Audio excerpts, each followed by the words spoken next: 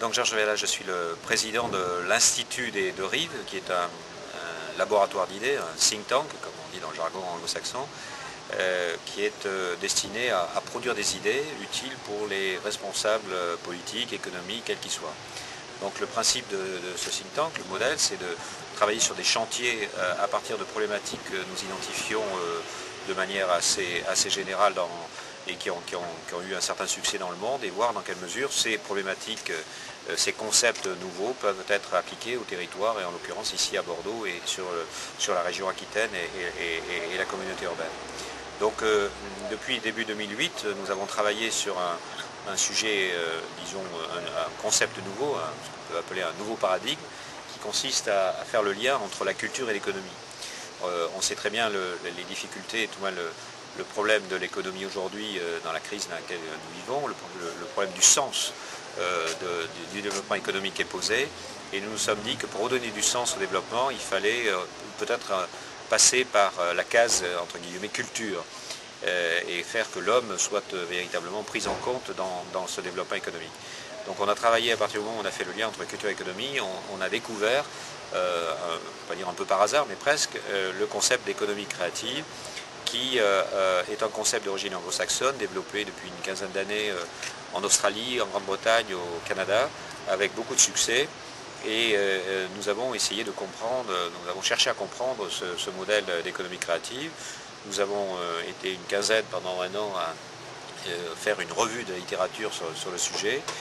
qui nous a permis qui nous a convaincus sur la pertinence de ce modèle et son formidable potentiel pour relancer peut-être l'économie au sens large. Donc un certain nombre d'observations ont été faites, notamment je pense à Londres, où les acteurs de l'économie créative, aujourd'hui, ce secteur de l'économie créative est le deuxième secteur d'activité avant les services financiers. Et désormais, le secteur de l'économie créative, qui rassemble un certain nombre de secteurs comme l'architecture, le design, le patrimoine, ici même le vin, la gastronomie, constitue des secteurs économiques extrêmement importants. Alors, le modèle en lui-même n'est pas très original. La principale originalité, c'est le principe de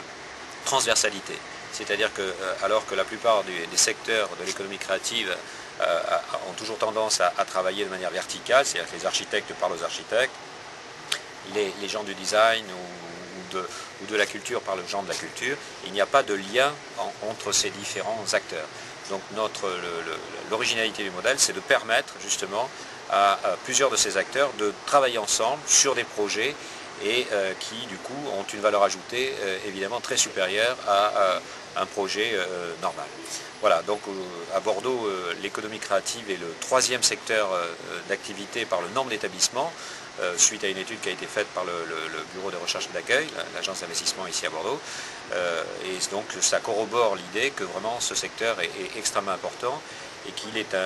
peut-être utile aujourd'hui, à un moment où on recherche toujours des nouveaux modèles de croissance et de nouvelles sources de croissance, de s'intéresser à ce secteur comme à d'autres secteurs qui tournent autour de l'innovation. On sait très bien que les pays, disons, développés, et évidemment et les pays émergents, aujourd'hui ont tout intérêt à investir massivement dans l'innovation, et évidemment l'économie créative fait partie, disons, de cette préoccupation autour de l'innovation.